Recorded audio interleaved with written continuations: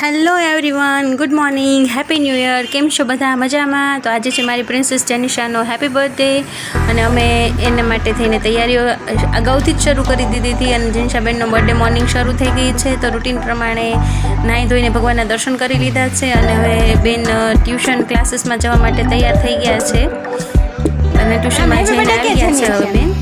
અને ભાઈ એને હેપી બર્થડે વિશ કરી દે અને ખૂબ જ બધી સારી એવી એને વિશેષ આપે એવી આપણે પ્રાર્થના કરીએ ઈશ્વરને. સાથે સાથે આપણે હવે ડેકોરેશનની તૈયારીઓ પણ કરી નાખી છે.